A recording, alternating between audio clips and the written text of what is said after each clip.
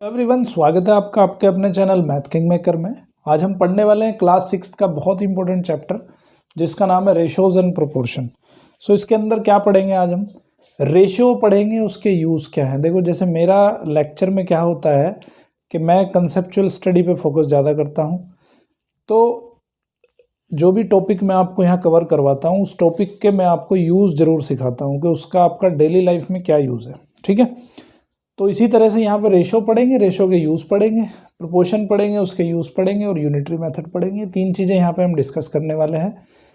तो इन तीन चीज़ों को अगर अच्छे से समझना है तो लेक्चर को अंत तक देखिए, तो आपको ये सारी चीज़ें बहुत अच्छे से समझ आ जाएंगी। चैनल को अभी तक अगर सब्सक्राइब नहीं किया तो चैनल सब्सक्राइब कर दीजिए बेल आइकन के साथ। ठीक है, तो रेशोस के बारे में सबसे पहले पढ़ते हैं कि रेशो क्या होता है।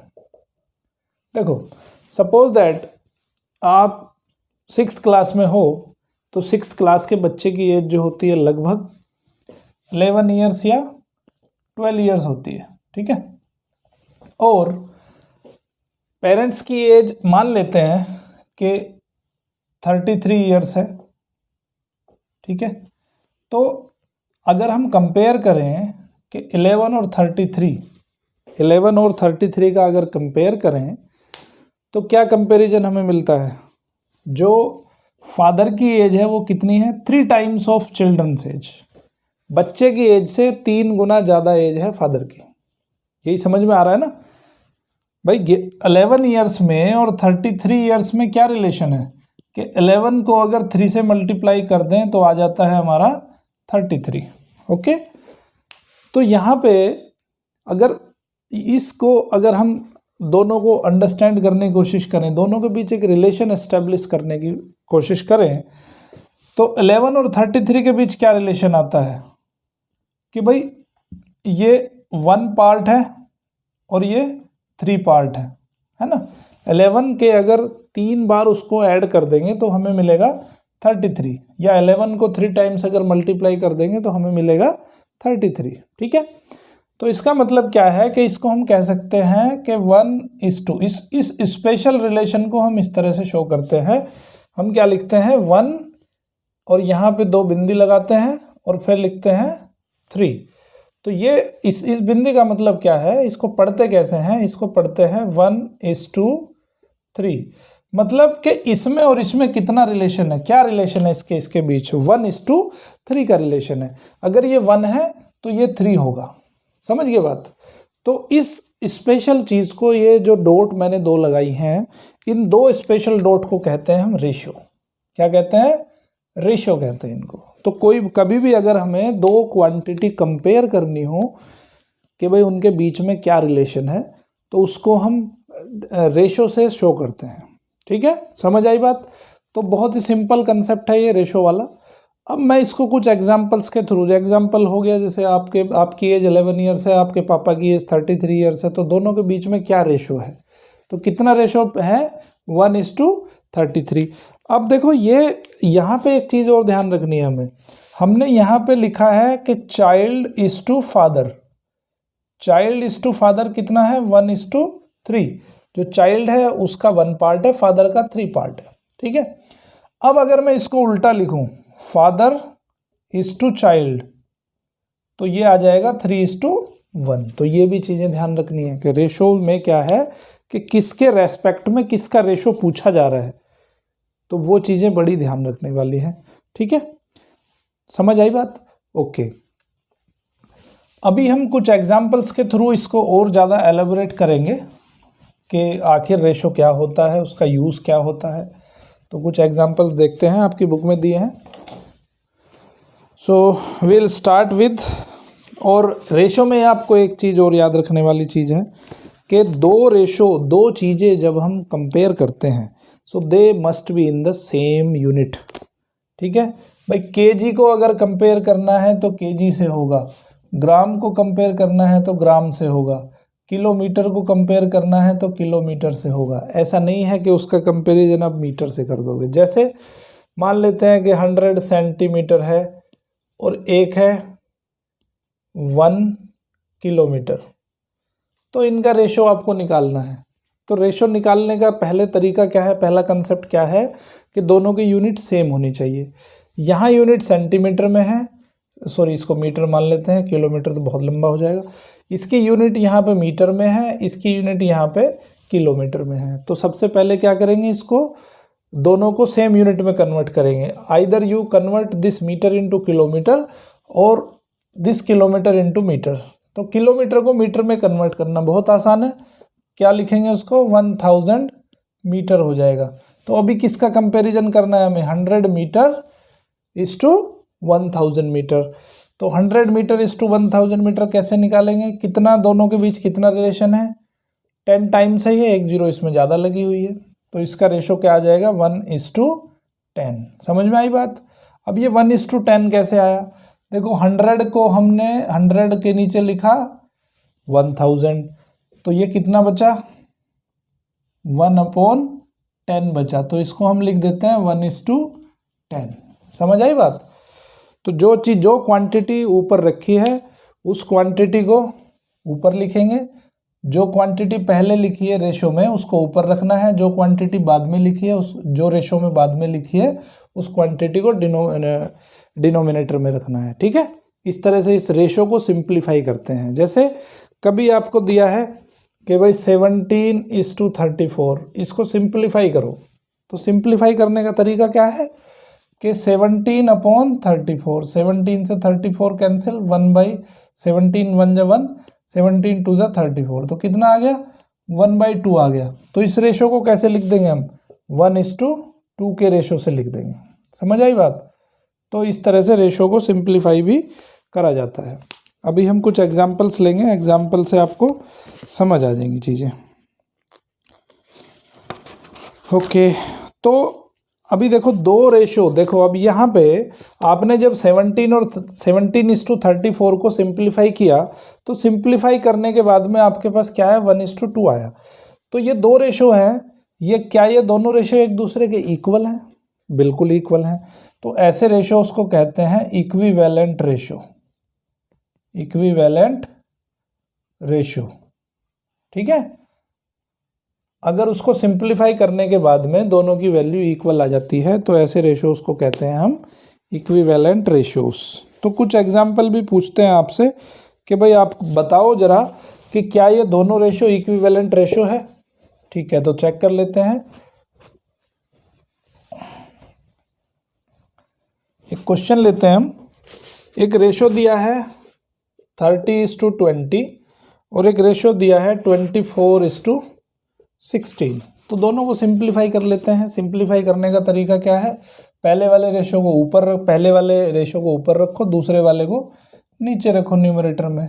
तो कितना आ गया, 3/2 आ गया, यानी कि 3:2 आ गया। ठीक है, ये इसको क्या लिख सकते हैं हम, 3:2 लिख सकते हैं हम। 24/16 को 24/16, 8 2 × 16, 8 3 × 24, तो कितना आ गया, 3/2 आ गया। तो इसको अभी हम क्या लिख सकते हैं, 3/2 लिख सकते हैं। इसका मतलब क्या है कि 30:20 एंड 24:60 आर इक्विवेलेंट रेशोस। ये रेशो और ये रेशो दोनों एक दूसरे के इक्विवेलेंट है। समझ गए बात। तो इस तरह से ध्यान रखना है आपको। और अभी पढ़ते हैं हम एग्जाम्पल नंबर 1। ओके, रेशियोज में एक चीज़ और ध्यान रखनी है आपको। एक और एग्जाम्पल ले लेते हैं। मान लेते हैं किसी स्कूल में, किसी क्लास में गर्ल्स और बॉयज़ हैं। ठीक है, टोटल जो स्टूडेंट हैं वो टोटल स्टूडेंट हैं आपके 30। ठीक है, और गर्ल्स और बॉयज़ का रेशो गिवन है, girls is to boys is equal to 2:1। Girls और बॉयज़ का रेशो 2:1 है। तो आपको फाइंड करना है कि भाई how many girls are available in the class, how many boys are available in the class. ठीक है, तो उसका तरीका क्या है, देखो 30 को आपको 2:1 के रेशो में डिवाइड करना है। समझ गए बात, मतलब 30 के कितने पार्ट करने हैं आपको, 2 और 1, 3 पार्ट करने हैं। 3 पार्ट में से 2 पार्ट गर्ल्स के होंगे और 1 पार्ट बॉयज़ का होगा। तो 30 को 3 पार्ट में डिवाइड करो, 30 को आप 3 पार्ट में डिवाइड करोगे तो कितना आ जाएगा, ये 10 आ जाएगा, ये 10 आ जाएगा, ये 10 आ जाएगा, ठीक है। उसके 2 पार्ट तो गर्ल्स के हैं और 1 पार्ट है बॉयज़ का, तो ये हो जाएगी आपकी नंबर ऑफ गर्ल्स और ये हो जाएंगे आपके नंबर ऑफ बॉयज़, ठीक है। ये तो हो गया आपका कॉमन सेंस से हमने किया है क्वेश्चन। लेकिन इसको फॉर्मूले में कैसे बनाएंगे, अगर फॉर्मूले की तरह से इसको करना हो तो फॉर्मूले के हिसाब से करेंगे कि गर्ल्स का परसेंटेज अपॉन दोनों का एडिशन 2 + 1 इंटू 30। तो 2 + 1 कितना हुआ 3, 3 से 30 कटेगा 10 आएगा, 10 इंटू 2 आ जाएगा 20। तो 20 हो गई यहाँ पे गर्ल्स। सिमिलरली बॉयज़ का भी ऐसे निकालेंगे 2/3 इंटू 30, तो ये आ गया, सॉरी बॉयज़ का तो 1 है ना, तो ये आ जाएगा 10, ठीक है। तो यहाँ से एक फॉर्मूला यहाँ पे जनरेट होता है, तो वो आ गया आपका ratio upon addition of ratios into total. कोई भी अगर आपको क्वांटिटी फाइंड करनी हो, ठीक है, तो क्वांटिटी फाइंड करने का तरीका ये है। हालांकि मैं फॉर्मूले में बिलीव नहीं रखता हूँ, इसलिए मैंने आपको इस तरह से समझाया इसको, ठीक है। इस तरह से भी आप इजीली कर सकते हो, बट आपकी बुक में जो है सॉल्यूशन इस तरह से करना है आपको, तो इस तरह से भी कर सकते हो। ओके, अब हम लेते हैं कुछ एग्जांपल्स। एग्जांपल नंबर 1 से स्टार्ट करते हैं। बच्चों, अगर कोई भी आपको डाउट आ रहा है तो कमेंट बॉक्स में जाके कमेंट ज़रूर करिए, अपने डाउट आप पूछ सकते हो, ठीक है। Answer will be given to you. Example number 1 कह रहा है कि length and breadth of a rectangular field are 50 metre and 15 metre. एक थोड़ा विजुअल डिस्प्ले ले लेते हैं। एक रेक्टेंगुलर फील्ड है, इसका लेंथ है 50 मीटर और विड्थ है 15 मीटर। तो ये कह रहा है कि find the ratio of the length to breadth. Length is to breadth, ये ध्यान रखना है कि पूछ क्या रहा है, लेंथ इज टू ब्रेथ पूछ रहा है, तो लेंथ इज टू ब्रेथ ही लिखना है, ब्रेथ इज टू लेंथ नहीं लिखना। तो लेंथ कितनी है आपकी 50, ब्रेथ है 15, ठीक है। अब इसको थोड़ा सिंप्लीफाई कर लेते हैं। 50/15, 5 3 = 15, 5 10 = 50। तो इसको हम लिख सकते हैं 10:3। ये आ गया आपका आंसर, ठीक है। इस तरह से करना है। उसके बाद एग्जाम्पल 2 देख लो। एग्जाम्पल 2 कह रहा है find the ratio of 90 centimetre to 1.5 metre. 90 centimetre is to 1.5 metre. मैंने क्या कहा था आपको, क्वांटिटी का जो यूनिट है वो सेम होना चाहिए। तो 1.5 metre, 1 metre is equal to 100 centimetre. तो 1.5 मीटर कितना हो जाएगा, 1.5 मीटर में हो जाएंगे 150 सेंटीमीटर, ठीक है। तो मैं 1.5 मीटर को लिख सकता हूँ 150 सेंटीमीटर। अब इसको सिंप्लीफाई कर लो, तो 90/150, 0 से 0 कैंसिल हो गई, 3 3 = 9, 3 5 = 15, कितना आ गया 3/5। तो इसको मैं लिख सकता हूँ 3:5। ये आ गया आपका आंसर, ठीक है। अभी करेंगे एग्जाम्पल नंबर 3। 3 में क्या है, देयर आर 45 पर्सन्स। देखो कंसेप्ट वाइज याद रखोगे तो बहुत सिंपल लगेगा, और अगर रटने के हिसाब से याद इसको पढ़ोगे मैथमेटिक्स को तो बहुत डिफिकल्ट हो जाएगा, ठीक है। सो एग्जाम्पल नंबर 3 देखो। There are 45 persons working in an office. Total person कितने दिए उसने, 45। If the number of female is 25, female कितनी है 25 है, and the remaining are males. Males हैं रिमेनिंग, कितने हो गए मेल्स, 45 - 25 दैट इज 20, ठीक है। उसके बाद पूछ रहा है वो फर्स्ट में the number of females to number of males. Ratio हमें फाइंड करना है, किसका रेशो फाइंड करना है, मेल्स और फीमेल्स का, ठीक है।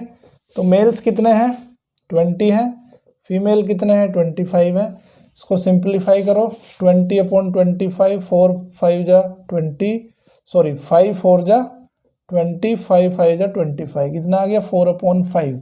तो ये लिख दूंगा मैं 4/4:5।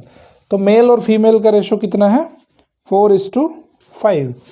और अगर ये पूछता है कि फीमेल्स और मेल्स का रेशो, फीमेल्स इस टू मेल का रेशो, तो ये उल्टा हो जाएगा 5:4। उल्टा कैसे हो जाएगा? 25:20 हो जाएगा, उसको सिंप्लीफाई कर लोगे। ओके, अब एग्जाम्पल नंबर 4 देख लेते हैं। Give 2 equivalent ratios of 6:4। 6:4 के 2 इक्विवेलेंट रेशो बताने हैं। तो जैसे हम इक्विवेलेंट फ्रैक्शन बताते हैं वैसे ही हम रेशो बता देंगे। तो कैसे करेंगे? 2 से मल्टीप्लाई कर दोगे दोनों में, तो ये हो जाएगा 12:8। 6 से 2 का मल्टीप्लाई करेंगे 12 हो जाएगा, 4 का 2 से मल्टीप्लाई करेंगे 8 हो जाएगा। तो एक इक्विवेलेंट रेशो ये हो गया।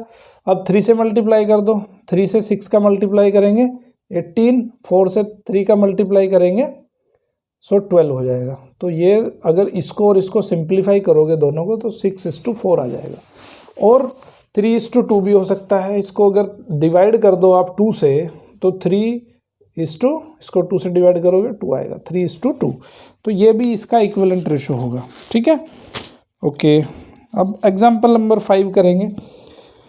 5 कुछ नहीं है, जो आपके इक्विवेलेंट फ्रैक्शंस चैप्टर जो मैंने आपको पढ़ाया था, फ्रैक्शंस चैप्टर में इक्विवेलेंट फ्रैक्शन भी मैंने बताया था, तो उसी का जस्ट एक रिवीजन टाइप है ये। Fill in the missing number. 14/21 is equal to, example number 5 है, और यहाँ पे ब्लैंक दिया है इसने, अपॉन 3 है, और यहाँ पे 6 दिया है, और ये ब्लैंक है। ठीक है, अब देखो थोड़ा सा हम अपने कॉमन सेंस का इस्तेमाल करेंगे। यहाँ 21 को कितने से डिवाइड करें कि 3 आ जाए? कितने से डिवाइड करते हैं? 7 से डिवाइड किया है ना? तो 14 को भी 7 से डिवाइड करना पड़ेगा। 14 को 7 से डिवाइड करेंगे कितना आएगा? 2 आएगा, है ना? अब देखो 2 में 3 का मल्टीप्लाई करेंगे तो 6 हो जाएगा। तो 3 में कितने का मल्टीप्लाई करें? 3 का मल्टीप्लाई करने पे 9 आ जाएगा। रेशो सेम होना चाहिए। 14/21 का रेशो भी 2/3 है, इसका रेशो भी 2/3 है। 3 से डिवाइड करोगे 2 आ जाएगा, 3 से डिवाइड करोगे 3 आ जाएगा। तो बहुत सिंपल है, इजीली कर सकते हो आप। उसके बाद है एग्जाम्पल नंबर 6। 6 में भी कुछ फिल इन द ब्लैंक्स हैं, इसी की तरह है 6 भी। ठीक है, उसने एक चार्ट दिया है, एग्जाम्पल नंबर 6, उसमें चार्ट दिया है और चार्ट के हिसाब से उसको फिल इन द ब्लैंक्स करना है। ठीक है, तो मैं इसने ये जो पहले वाला है distance from Mary's home to school in kilometre, तो 10 किलोमीटर, और दूसरे वाला है distance from John homes to school, ये 5 किलोमीटर है। यहाँ पे फिल इन द ब्लैंक्स है, ये 4 है, ये 4 है, ये फिल इन द ब्लैंक्स, ये फिल इन द ब्लैंक्स है, ये 3 है, ये फिल इन द ब्लैंक्स है, ये 1 है। ठीक है, अब आप देख रहे हो इसमें कितना रेशो है इसका? 10:5। कितना रेशो है? 2:1 का रेशो है ना? तो यहाँ भी क्या रेशो होना चाहिए? 2:1 का रेशो होना चाहिए। 5 का डबल है ये। 5 को 2 में मल्टीप्लाई करेंगे तब जाके 10 होगा। तो 4 में 2 का मल्टीप्लाई करेंगे तो कितना हो जाएगा? 8 हो जाएगा, है ना? अब यहाँ पे देखो, यहाँ पे इसका हाफ होना चाहिए नीचे, क्योंकि 10 का हाफ 5, 4 का हाफ कितना होगा? 2 होगा। यहाँ पे 3 का डबल होना चाहिए, तो ये कितना है? 6। तो इस तरह से ये टेबल जो है फिलअप हो जाएगी।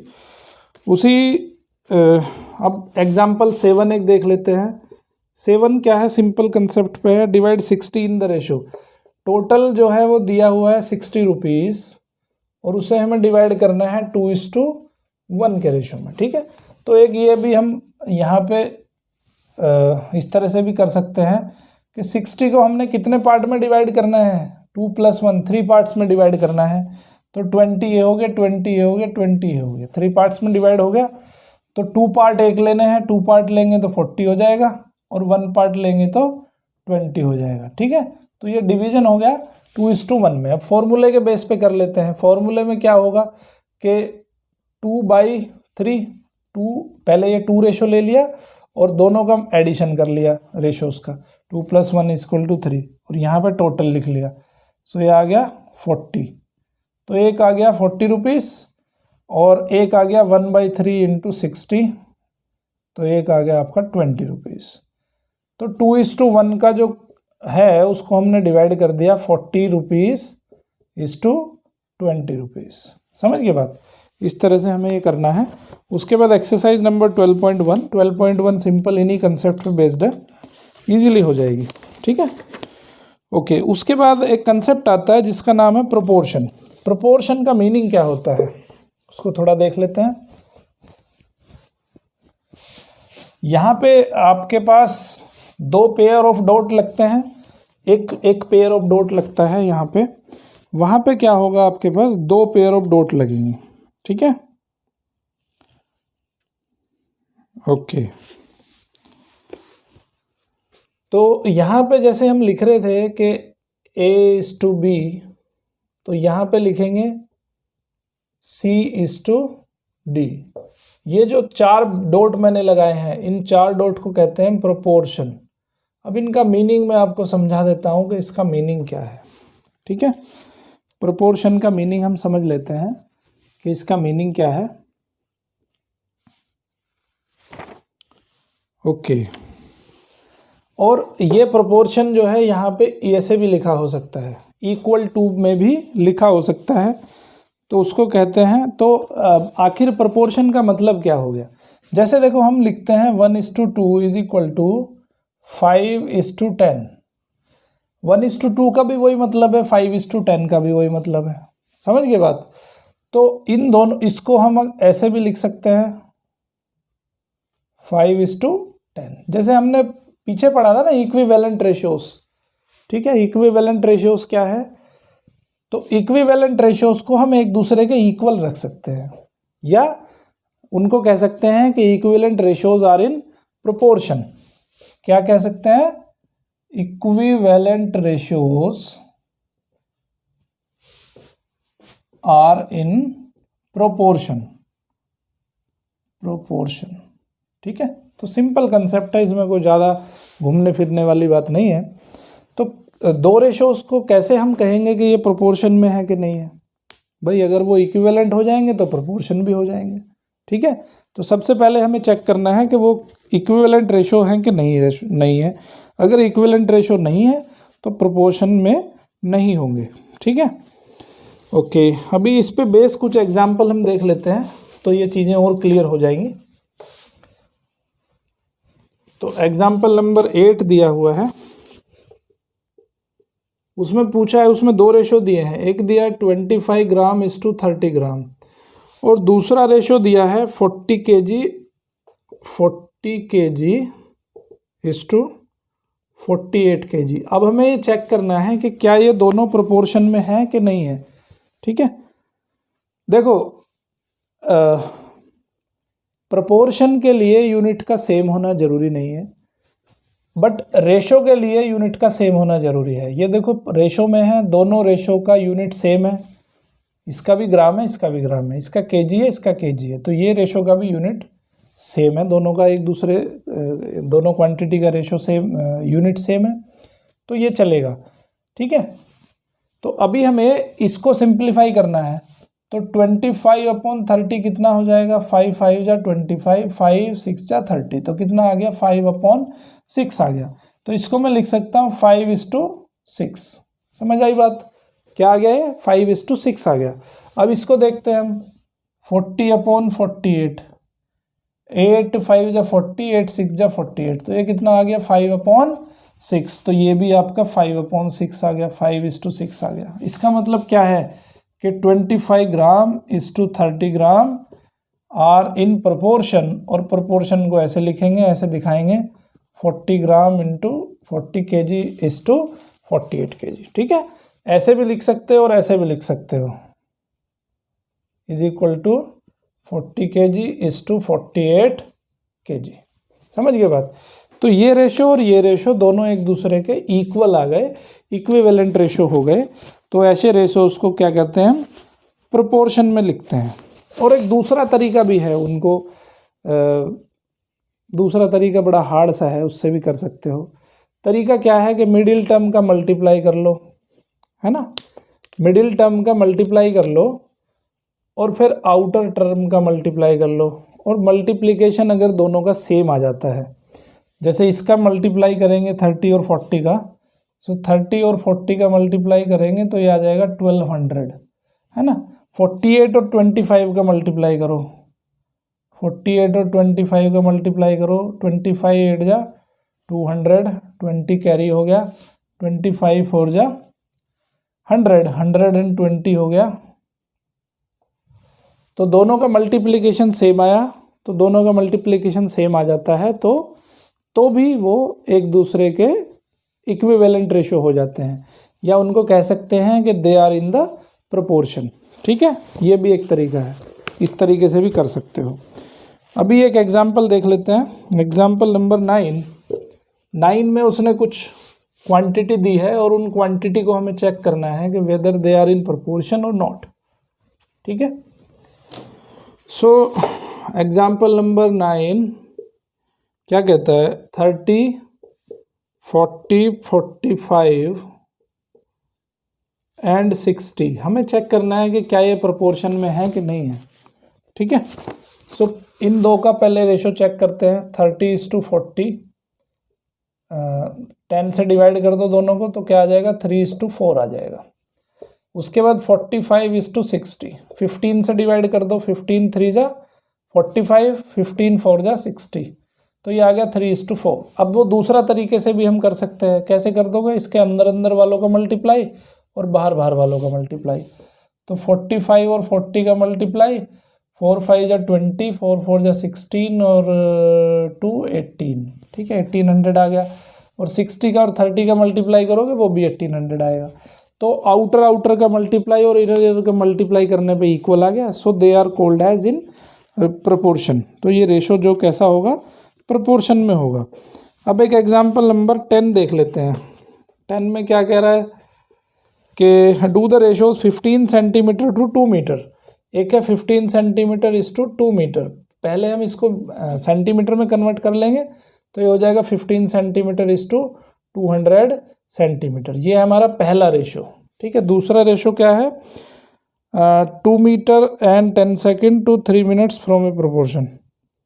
2 metre and 10 second, 2 minute and 10 seconds is to 3 minutes. ठीक है, 3 मिनट्स है यहाँ पे। तो पहले इसको हम सेकंड में कन्वर्ट कर लेते हैं। तो 2 मिनट्स में कितने सेकंड होते हैं, 120, 120 प्लस 10 130 सेकंड हो गए। सो ये हो गया 130 सेकंड इज टू, और 3 मिनट्स में हो गए 180 सेकंड्स। अब इसको अगर हम इसका रेशो निकालें, देखो इसका रेशो क्या आ जाएगा, 15:200 का रेशो क्या आ जाएगा, 15:200। यहाँ पे 5 से डिवाइड कर दो, 3 जा 40, 3/40 आ गया, है ना। तो इस रेशो को क्या लिख सकते हैं, 15:200 को क्या लिख सकते हैं हम, 3:5 का रेशो लिख सकते हैं। ये रेशो है आपका 3:40, सॉरी 3:40 का रेशो आ गया। अब इसको देखो 130 और 180 का, 130/180, तो ये कितना आ गया, ये आ गया 13:18 का रेशो, है ना। दोनों डिफरेंट है। अब दूसरे तरीके से भी चेक कर लेते हैं। इसकी और इसकी मल्टीप्लाई कर लो, इसकी और इसकी मल्टीप्लाई कर लो। आउटर की मल्टीप्लाई करी, इनर की मल्टीप्लाई करी, तो ये आ गया आपका 26,000, है ना। इसकी मल्टीप्लाई इसमें करेंगे और ये आ जाएगा 18 5 जा 90, 9 कैरी हो गया, 18 1 जा 18 और 9 27, तो ये आ गया आपका इतना। ठीक है, तो दोनों में डिफरेंस है मतलब दोनों एक दूसरे के इक्विवेलेंट नहीं है। So they are not in the proportion. Exercise 12.2 बिल्कुल इसी के बेस पे हो जाएगी। एक्सरसाइज 12.2 करने के बाद में जब ये एक्सरसाइज कंप्लीट हो जाती है उसके बाद इस लेक्चर को यहीं पॉज कर दो, और एक्सरसाइज 12.2 करने के बाद में फिर एक यूनिटरी मेथड आपका बचता है, तो वो यूनिटरी मेथड भी मैं करवा देता हूँ, बट उसको तभी करना है जब ये एक्सरसाइज कंप्लीट हो जाए। ठीक है, बाकी मैं उसको अभी करवा देता हूँ। तो यूनिटरी मेथड क्या है, बहुत सिंपल कंसेप्ट है। कंसेप्ट समझ लो, चीज़ समझ में आ जाएगी। ठीक है, यूनिटरी मेथड में क्या करते हैं हम, देखो जैसे मान लेते हैं कि भाई आप ये कोई मार्कर है, ठीक है, एक मार्कर का दाम जो है वो 20 रुपीज़ है, तो ऐसे 2 मार्कर का दाम कितना होगा, 20 into 2 rupees, that means 40 rupees हो जाएगा। सिंपल कॉमन सेंस वाली बात है। लेकिन आखिर इसमें जो है, तो इसको कैसे हम चीज़ों को याद रखते हैं, कैसे काम करते हैं, उसका कंसेप्ट, उसके पीछे का कंसेप्ट समझना बहुत ज़रूरी है। यहाँ पे देखो 2 चीज़ें यूज़ हो रही है। एक हो रहा है क्वांटिटी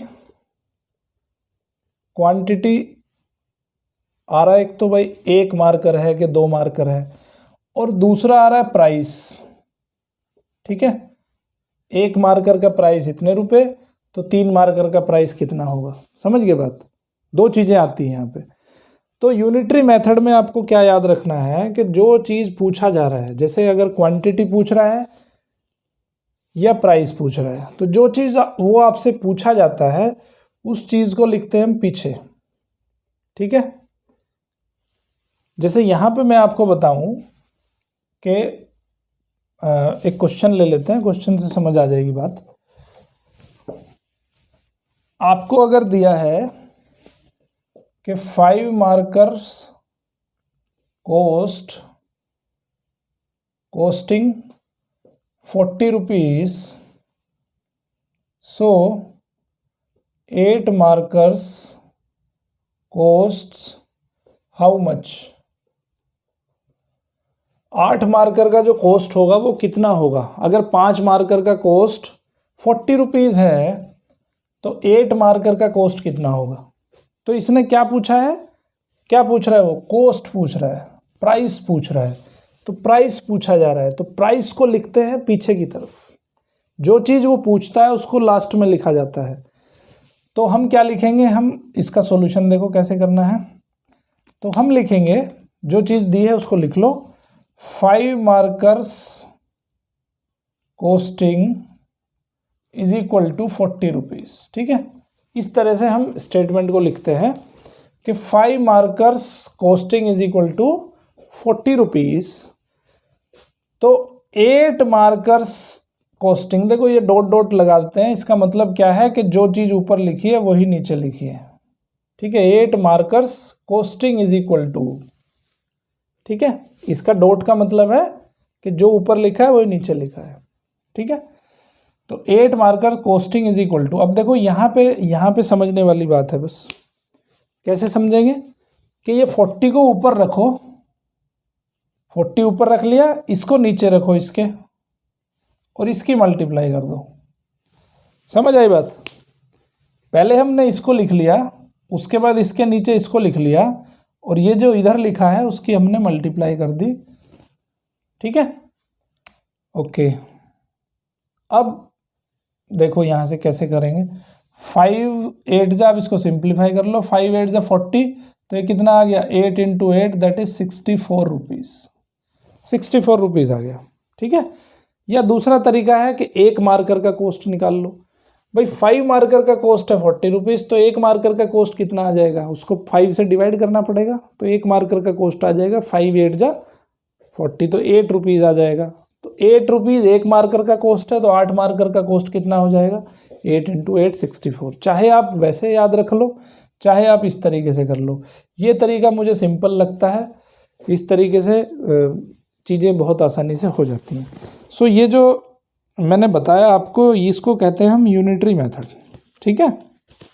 ओके, अब एक एग्जांपल के थ्रू कुछ एग्जांपल्स करेंगे। यहाँ पे एग्जांपल्स के थ्रू आपको यूनिटरी मेथड में समझाने की कोशिश करता हूँ, क्योंकि बहुत सारे बच्चों को ये यूनिटरी मेथड समझ में नहीं आता है, ठीक है।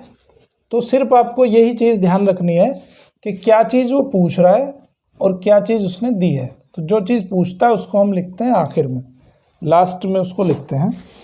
तो एग्जाम्पल नंबर 11 में क्या कह रहा है कि the cost of 6 cans of juice is 210, ठीक है।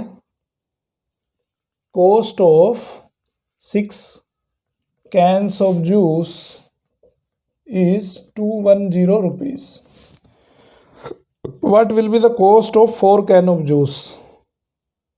So cost of 4 cans of juice हमें फाइंड करना है, ठीक है। तो क्या पूछ रहा है वो, देखो दो चीजें हैं यहाँ पे, एक है क्वांटिटी और एक है कॉस्ट। कौन सी चीज वो पूछ रहा है, कॉस्ट पूछ रहा है वो, तो कॉस्ट को लिखेंगे हम पीछे की तरफ, ठीक है। तो 6 कैन्स ऑफ जूस लिखने का तरीका ये है कि 6 cans of juice is equal to 210 rupees. Cost को हमने पीछे लिख दिया, ठीक है। अब 4 कैन्स ऑफ जूस पूछ रहा है, 4 cans of juice is equal to, इसको ऊपर लिखो, 210 को ऊपर लिखा, इसको नीचे लिखा और इसका मल्टीप्लाई कर देंगे, ठीक है। कट कर लो अब इसको, 2 3 जा 6, 2 2 जा 4। अब इसको 3 से कट करेंगे, 370, तो ये आ जाएगा 140 रुपीज़। तो हम आंसर में लास्ट में लिखेंगे hence the cost of 4 cans of juice is equal to 140 rupees. ये आ जाएगा आपका आंसर, ठीक है। यूनिटरी मेथड, ये समझ में आया ना, यूनिटरी मेथड कैसे करते हैं उसको। ओके, अब एक और एग्जांपल लेते हैं और थोड़ी पिक्चर क्लियर हो जाएगी। एग्जांपल नंबर 12 भी बिल्कुल ऐसा ही है, कंसेप्ट वही रहेंगे, क्वेश्चन कितने भी कर लो आप। A motor bike travels 220 kilometre in 5 litres of petrol. Example number 12, ठीक है। Motor bike travels 220 kilometre in 5 liter of petrol, 5 liter of petrol. How much distance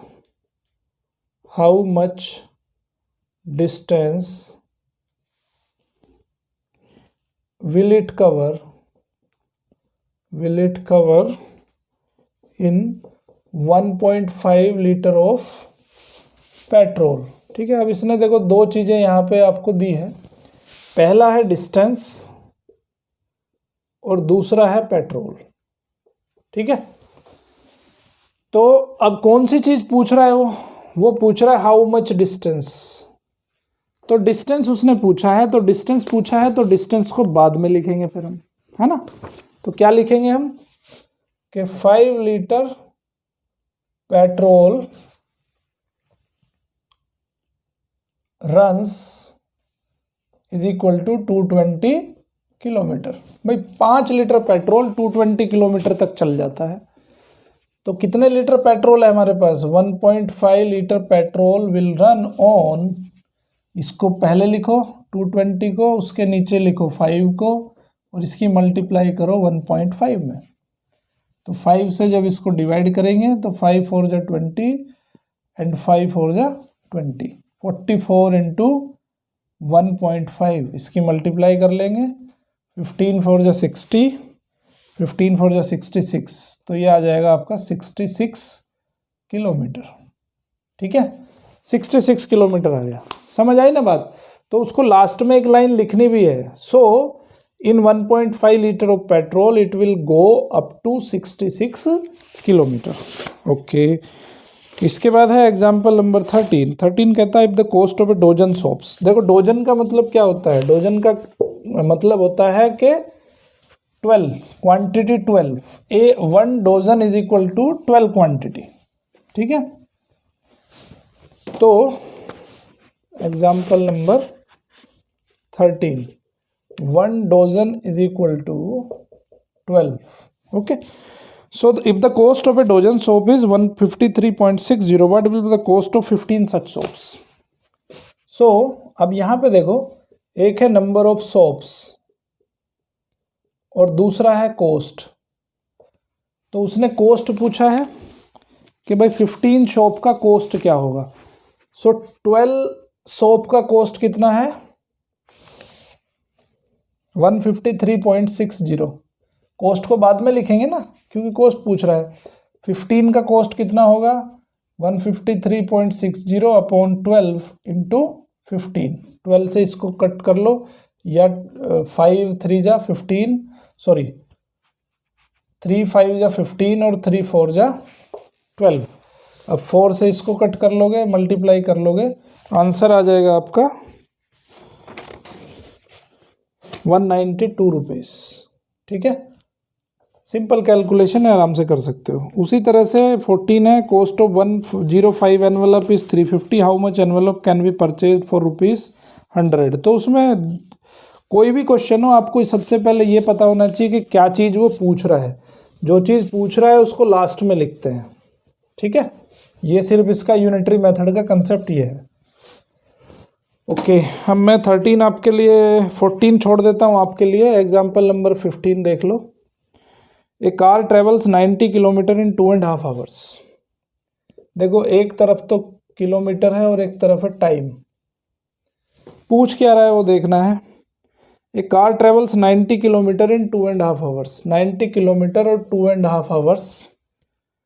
how much time is required. Time पूछ रहा है 30 kilometre.